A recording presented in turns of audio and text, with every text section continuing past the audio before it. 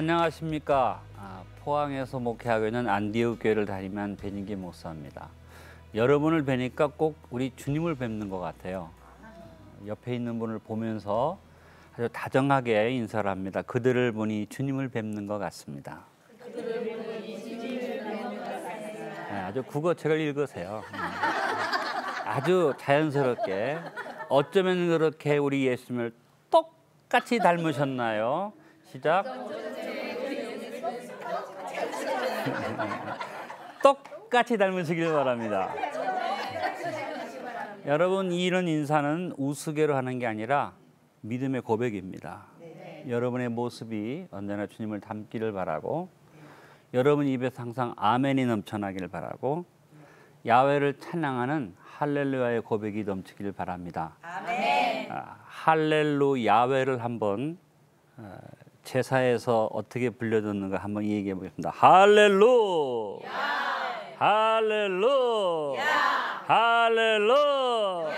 우리 하나님 영광 받으셨습니다. 자, 오늘은 할렐루야에 대해서 말씀을 드리는데 사실은 내용 자체는 예루살렘 성전에 관한 얘기입니다. 결론적으로 성전에 예배드리고 제사 드린 후에 마지막으로 할렐루야를 외쳤는데요.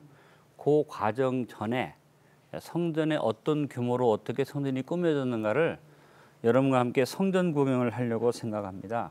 그래서 오늘 주제는 역시 할렐루야가 주제가 되겠습니다. 히브리어로 하면 할렐루야가 이렇게 표현이 되는데요. 헤롯 성전 시대의 제사에 대한 설명을 통해서 할렐루야의 진정한 의미를 알아보도록 하겠다. 왜 헤롯 성전이라고 그랬느냐? 예루살렘의 헤롯 성전의 모습인데요. 이렇게 모형도가 되어 있죠. 이것이 헤롯 시대의 성전의 모습이었습니다. 이 예루살렘에는 세 개의 성전이 있었죠. 먼저 솔로몬 성전이 건축되어졌다가 남왕국 유다가 망하면서 부서졌고, 그 다음에 바벨론 포로에서 돌아와서 수룹바벨이 중심이 돼서 두 번째 성전이 지어졌고, 나중에 헤롯이 에돔 사람이거든요. 이두메 사람인데 유대인의 왕이 될 수 없습니다. 유대인이 아닙니다. 그런데 그가 유대인의 왕이 되기 위해서 로마에 돈을 주고 유대인의 왕이 되고, 유대인 하스몬 왕과의 왕녀랑 결혼을 해서 자기가 유대인으로 개종을 하고 유대인들의 마음을 얻으려니까 어떻게 해요? 유대인들이 가장 중요하게 하는 성전을 잘 지어서 유대인들의 환심을 살려고 무려 40년에 걸쳐서 헤롯 성전을 지었거든요. 그래서 이제 세 번째 성전이 헤롯 성전이고, 현재는 그 성전이 다 무너지고 그 자리에 이슬람의 성전이 있었습니다. 여러분, 예루살렘에 가면 있는 둥근 황금 이 지붕이 유대인의 성전이 아니고 바로 이슬람의 성전이거든요. 그래서 이 바위 돔 위에 돔으로 이렇게 지어진, 뭐 멋있기는 굉장히 멋지지만 아직 이슬람 성전에 서 있습니다. 그래서 유대인들이 지금 돈을 모아서 이 이슬람 성전이 싹 없어지고 바로 예루살렘 성전이 세워질 수 있도록 완벽한 준비를 갖춰서, 아마 어떤 일이 벌어져서 이슬람 세력이 물러가고 이것이 파괴되어지면 불과 서너 달 안에 자기들이 생각하는 예루살렘 성전을 세울 수 있도록 준비한다는 얘기를 들었습니다. 자, 그러면 오늘 여러분과 함께 헤롯 성전을 한번 들어가 보도록 합니다. 헤롯 성전에 들어가면 제일 먼저 이방인의 뜰이 나타나는데, 여러분 보시는 대로 여기가 이방인의 뜰이죠. 이제 헤롯이 유대인들의 환심을 사기 위해서 이렇게 커다란 성전을 지었지만 사실은 유대인들은 이런 것들은 관심이 없고 가장 중요한 이 부분이 유대인들의 성전이니까 이방인의 뜰에는 어떤 사람이든지 다 들어갈 수가 있었습니다.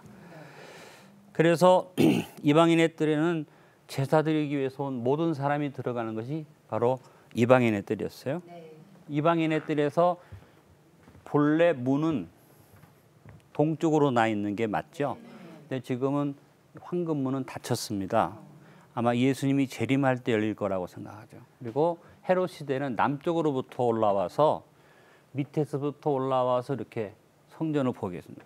고대 어떤 신전이든지 신전에 들어갈 때는 아래부터 계단을 통해서 올라가게 합니다. 왜냐하면 경외심을 갖기 위해서. 그래서 이렇게 올라가고요.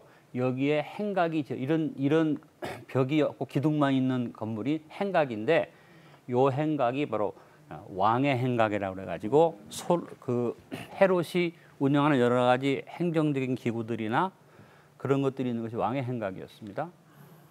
자, 이방인의 뜰을 이렇게 넓혀서 보면 이제 성전을 놓고 이게 성소죠. 그 안에 지성소가 있고요. 이렇게 이방인의 뜰이 있는 것이 그림에서 보는 대로거든요. 그래서 여러분 보시기 좋게 이제 설명해 놓은 건 뭐냐면 왕의 행각이 있고요. 왕의 행각의 끝에 사내들인 건물이 있습니다. 사내들이는 유대인의 통치기구인데요. 나중에 또 설명을 드리겠습니다만 본래는 어디에 있었느냐? 이 성전 안에 있었는데 이 유대인들이 타락하면서 로마와 손을 잡으면서 자기들 마음대로 모이고 자기들 마음대로 어떤 일을 하기 위해서 이 안에 있던 사내들인 공회를 이쪽으로 옮겼어요. 자, 트리플 게이트와 더블 게이트를 통해서 올라갑니다. 그래서 많은 유대인들이 오른쪽으로 들어갔다가 나올 때는 왼쪽으로 나와요. 더블 게이트. 트리플 게이트는 제사장이나 제사에 봉사하는 사람이 뜯어둔 그런 문이라고 합니다. 그러니까 이방인의 뜰이 있고 그 다음에 이방인의 뜰 다음에 여인의 뜰, 유대인 여자들까지 들어갈 수. 이게 여인의 뜰이지만 사실은 유대인 남자들이 더 많은 남자들이 여기 들어갔죠. 그 다음에 유대인의 뜰과 제사장의 뜰이 연이어져 있어서 그걸 지나면 지성소가 있고 그걸 지나면은 성소가 있습니다. 그다음에 여기 안토니오 요새라는 요새는 로마의 천부장이 여기에서 거주하면서 성전을 감시했습니다. 그러니까 로마는 유대인들의 특성을 알기 때문에 30명 이상이 모이잖아요. 그럼 무조건 성전에서 모이게 했어요. 성전 밖에서 30명 이상 모였다. 그러면 바로 군대가 가서 체포합니다. 그리고 솔로몬 행각이라고 하는 이 행각에 30명 이상의 모임을 여기서 항상 주시합니다. 그래서 무슨 움직임이 있다면 군대를 가지고 바로 쫓아옵니다. 이것이 로마가 유대를 압박하는 하나의 수단이었죠. 그리고 대제사장이 입는 에봇 있잖아요. 1년에 한 번 대제사장이 지성소에 들어갈 때 입는 옷을 안토니오 요새에서 강제로 딱 보관시키고 말을 안 들으면 대제사장이 옷을 안 내놓는 거예요.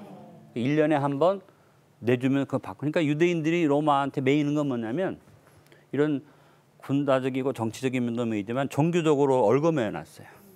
참 로마가 상당히 세계를 다스리면서 통치 방법이 참 기이했죠. 그 대신 또 반면에 어떤 것이 있습니까? 유대인들은 종교적으로 특색이 있는 사람들이에요. 함부로 건드리면 큰일 나요.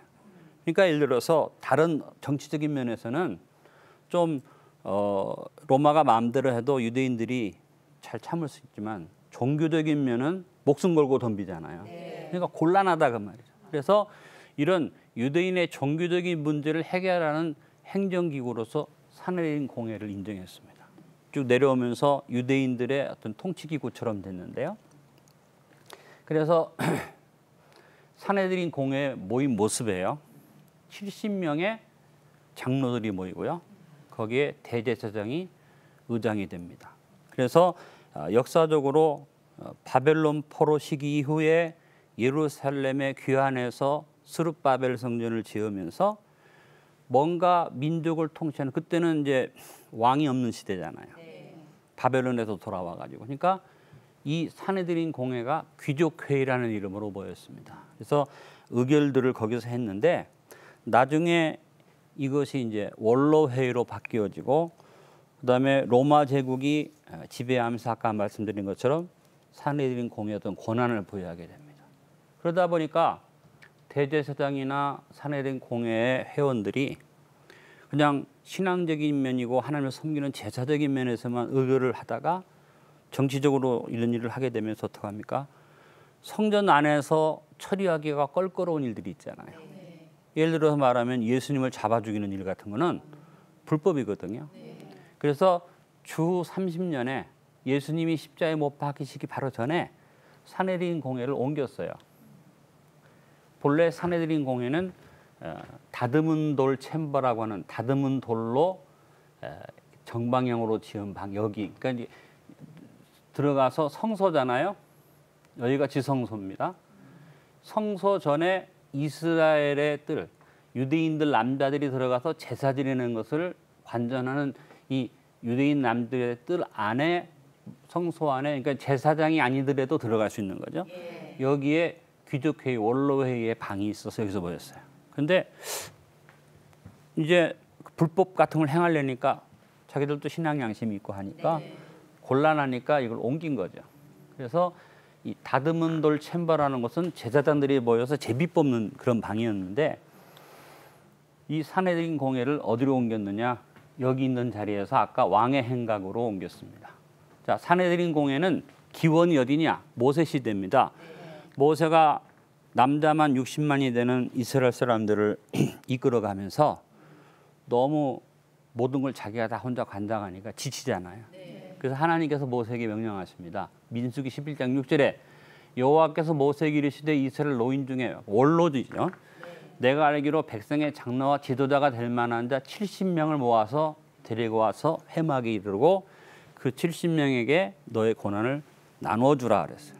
그 후로 전통적으로 12지파에 6명씩 72명의 장로가 이제 이렇게 그 유대인들을 이렇게 다스리는 기관으로 전통적으로 내려오다가 역시 바벨론 포로에 돌아와서는 그것이 귀족회의가 됐고 나중에 이것이 원로회의가 됐다가 이제 로마가 지배하면서 로마가 유대인들을 지배하는 중간의 어떤 기구죠. 그러다 보니까 자연스럽게 친로마화 되어지고 구성 인원들을 보면은 대제사장과 그를 보조하는 제사장들이 산헤드린의 구성 인원입니다. 근데 예수님 당시에 대제사장과 제사장들은 돈을 주고 산 사람들이에요. 로마에다가. 그래서 어떻게 보면 다 레위인들이지만 돈에 의해서 탐욕적이죠. 그리고 성전 경비대장도 했고 성전 창고 관리장을 했으니까 성전의 관계들은 모든 재물을 관리하는 그런 사람들이 산헤드린 공회에 들어와 있었죠. 그다음에 원로들입니다. 유대인 사회에서 하시딤이라고 불리우는 전통적으로 존경받는 사람들이지만 그 당시에는 아무런 영향력이 별로 없었어요. 그다음에 율법학자, 랍비라고 불리는 율법학자들이죠. 자, 그 당시에는 랍비가 두 종류가 있었습니다. 주니어 랍비가 있었고 시니어 랍비가 있었습니다. 주니어 랍비는 자격증이 없는 랍비예요. 그냥 자기가 말씀을 잘 가르친다 해서 아무 데서나 율법을 강론해도 사람들이 시비를 안 걸었어요. 그러나 성전 안에 솔로몬 행각을 지나서 여인의 뜰 안에 들어가면 진짜 랍비들이 있었습니다. 그 랍비들은 라이센스가 없으면 못해요. 예수님이 평소에는 솔로몬 행각 이방인의 뜰을 중심으로 말씀을 전하셨는데 예수님께서 그 종료주일에 입성하신 다음에 그 한 주간은 예수님이 여인의 뜰에 들어가서 직접 말씀을 전하셨어요. 그러니까 사람들이 시비 걸어 또 무슨 권세로 네가 여기 와서 말을 전하느냐 하고 시비 걸었던 것 여러분 성경에서 기억이 나실 겁니다. 이렇게 해서 산헤드린 공회는 전체 총회가 1년에 한 번이나 두 번 절기 때나 모일 수 있는데 이제 갑작스럽게 회의가 소집되는 것을 위해서 밖으로 빼가지고 임시 분과 회의를 조직을 해서 70명의 이 회의가 대제사장을 중심으로 한 10여 명만 모이면 우리끼리 결정하고 나중에 추임받는다 이런 식으로 불법으로 한 거죠. 그러니까 예수님을 십자가에 못 박힐 때 70명 전원이 모인 게 아니에요. 대제사장과 그 몇 무리가 모여서 그 일들을 한 것입니다. 그래서 아까도 말씀드린 것처럼 왕의 행각의 제일 끝에 산헤드린 공회가 옮겨왔어요. 그리고 남쪽 끝입니다. 성전에. 그리고 보이는 이 건물이 솔로몬 행각이라고 그래가지고 솔로몬 행각은 사람들이 모여서 또 말씀도 나누고 교제도 나누고 하는 그래서 벽이 없이 다 뚫린 건 뭐냐면 안토니오 요새에서 로마에 감시하는 사람들이 다 보일 수 있게 이렇게 규정된 것이 솔로몬 행각이죠. 솔로몬 행각의 이제 내부의 모습. 사람들이 이렇게 안에서 음식도 나누고 장사도 하고 이렇게 했죠. 자, 솔로몬 행각에 이 이방인들의 대제사장 안나스의 상점이 중심이 돼가지고 안나스가 주관하는 환전과 물건 매매가 이루어졌어요. 자, 유대인들은 성전에 들어갈 때 성전세를 냈어요. 성경에 구약에 보니까 하나님 앞에 나올 때 반세겔의 은을 내놔라. 근데 돈을 제사장들이 어떻게 벌었느냐? 로마의 화폐는 누가 그림 그려져 있어? 가이사가 그림 그려져 있잖아요. 야, 이방인의 지도자고 자기가 스스로 신이라고 하는 가이사의 형상 있는 돈을 어떻게 하나님 앞에 바치느냐? 그래서 대제사장을 중심으로 성전 화폐를 만들었어요. 그리고 이 반세겔을 성전 화폐를 환전시켜 주는 거예요. 그러니까 환율이 지 마음대로예요. 안나스 마음대로예요. 그리고 환전상마다 다 달라. 왜냐하면 여러분 이렇게 보이지만 이 요세푸스라는 역사가가 말하기를 최대로 모일 때 예루살렘 성전에 300만까지 모였다. 어마어마한 인파가 모이니까 예를 들어 안나스 상점에 본래 그 오리지널 환전소에서 환전을 다 할 수 없잖아요. 그러니까 여기에서 라이센스를 받아가고 이 사방에 환전하는 사람들이 깔렸어요. 근데 사람마다 환전율이 다른 거예요. 이 양심이 나쁜 사람은 이 안나스를 통해서 환전율을 받아서 간 다음에 막 불려갖고 해먹어도 그러다 보니까 장사꾼들이 즐비했고 그다음에 멀리 외국에서부터 오다 보니까 재물을 구할 수 없잖아요. 본래는 이 밑에 이 상점들이 있었어요. 여기에서 이 짐승들을 사가지고 들어와서 하기도 하고 저 뒤쪽에서 하기도 했는데 이제 여기서 재물을 팔기 시작하면서 성전이 완전히 뭐가 장바닥이 된 거죠. 그래서 예수님이 굉장히 그것을 분노하셨던 거 아니에요? 자, 이것이 이제 안나스의 상점의 모습입니다. 대제사장 안나스는 로마 제국하고 결탁을 하고 대제사장의 직분을 돈 주고 사서 대대로 직분을 이어갔습니다. 안나스가 주후 6년에서 15년에 대제사장을 했고요. 그다음에 안나스의 아들 엘르아살이 주후 16년에서 17년에 대제사장을 했습니다. 안나스 사위가 가야바입니다. 예수님 당시에 가야바가 18년에서 37년까지 대제사장을 했습니다. 그다음에 안나스의 아들 또 하나의 아들인 요나단이 그다음에 대제사장을 했습니다. 그러니까 안나스라는 사람이 사실은 모든 것을 다 관장을 하고 가야바 예수님이 십자가에 못 박힐 때 대제사장 가야바는 장인 말을 듣는 거예요. 안나스라는 사람은 돈에 뭉친 사람이에요. 그래서 솔로몬 행각을 지나서 그다음에 나오는 것이 이방인의 뜰과 여인의 뜰 사이에 들어가기 전에 이방인의 뜰에 소렉이라는 경계 담이 있었습니다. 그리고 구분된 담당을 넘어갈 수 없도록 13군데에서 이방인들은 성전 밖에서 기도하게 돼 있어요. 이렇게 그러면 성전에 못 들어가고 이 소렉 밖에서 기도하는데 기도하는 장 13개를 만들어 놓고 너희들은 여기서 기도해라.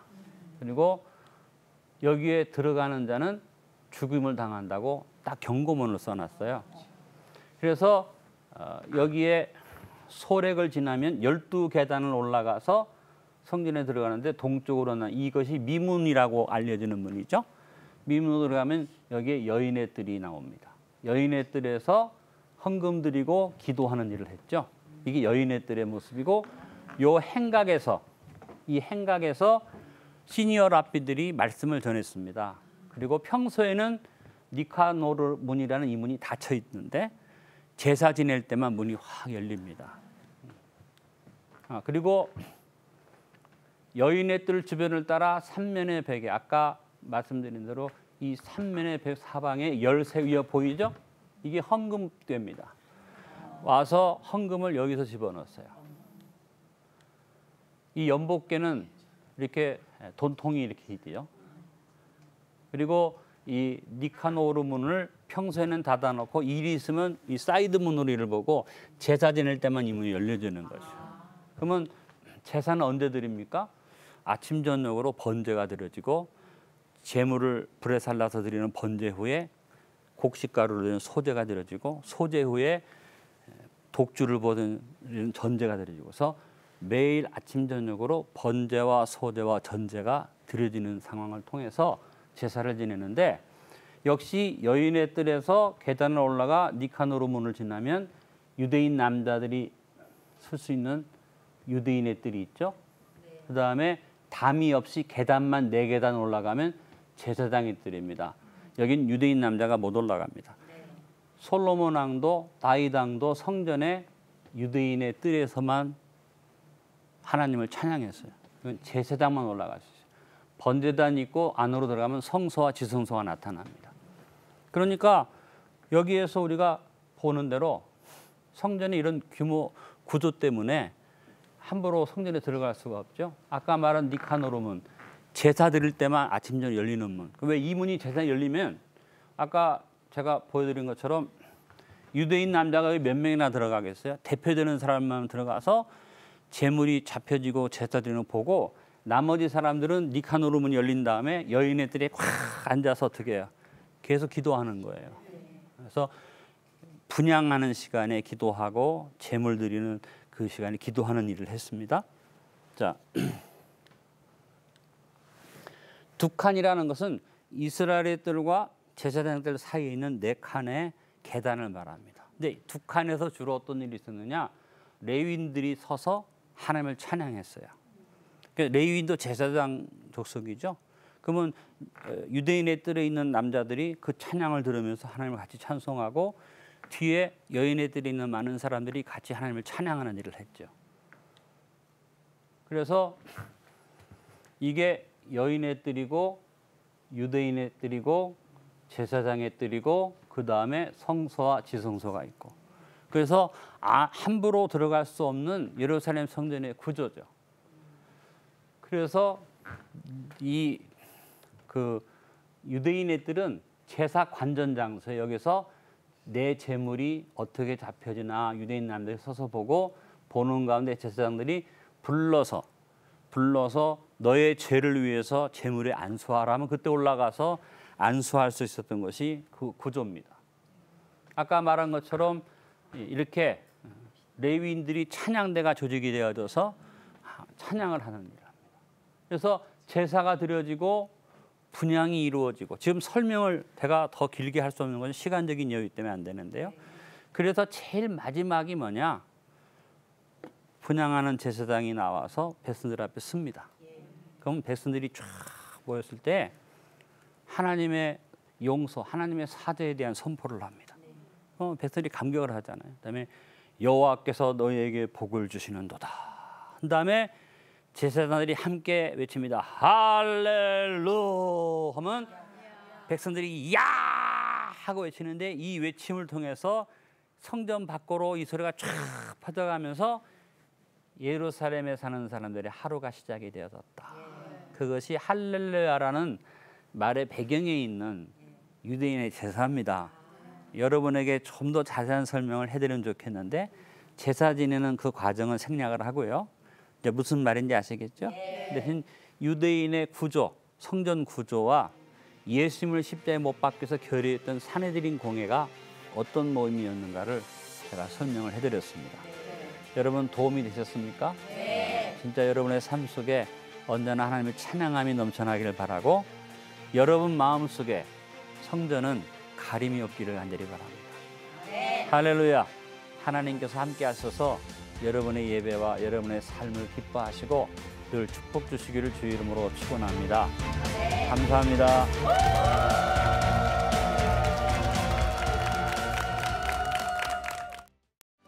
이 프로그램은 CTS 방송가족의 사랑과 후원으로 제작되었습니다. 후원전화 02-6333-1003번, ARS 060-800-1111번으로 전화주세요.